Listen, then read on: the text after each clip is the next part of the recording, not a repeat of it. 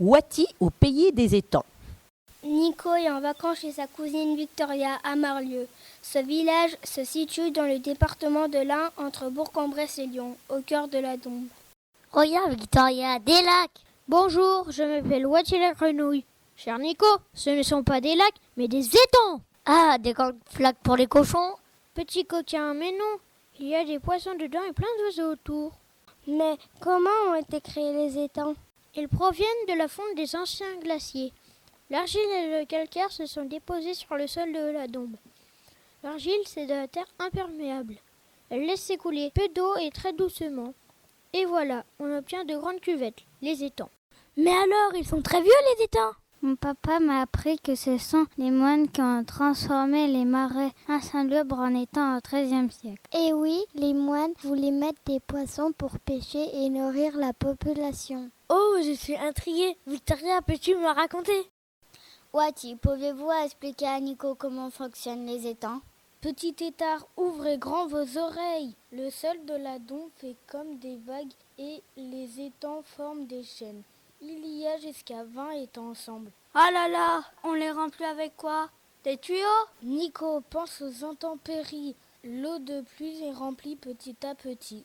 On compte aussi sur l'eau des prés aux alentours de l'étang. Elle ruisselle et aide au remplissage. Et puis, il y a des fossés autour des étangs qui permettent la communication de l'un à l'autre. Avec le système du tout, on vit d'un étang dans un autre. Regarde Nico, voici le tout. Il permet de vider l'eau quand on veut. On lève la barre et l'eau peut s'écouler. Bonjour Nico, Victoria Wati. Je suis un pêcheur.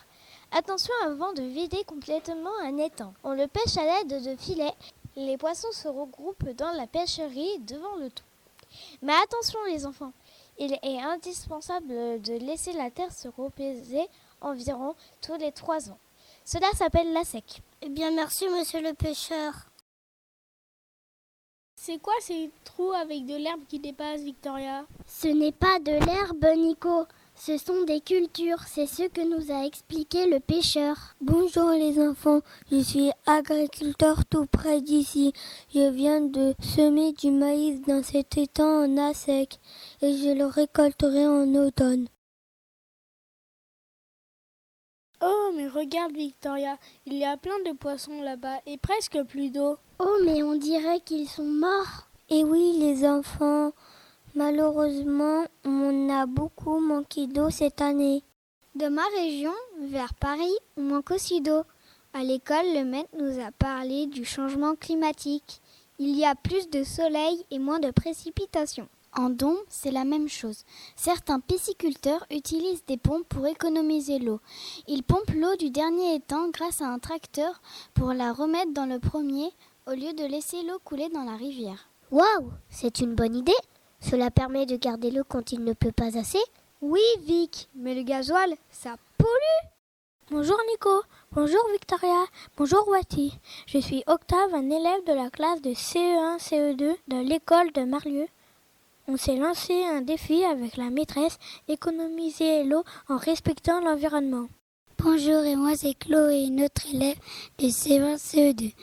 Pour économiser l'eau, on a eu l'idée de proposer aux pisciculteurs d'installer des éoliennes pour pomper l'eau du dernier étang au lieu d'utiliser la force d'un tracteur. Bonjour à tous, je suis le propriétaire de l'étang. Vous avez raison, l'eau c'est très important pour la faune.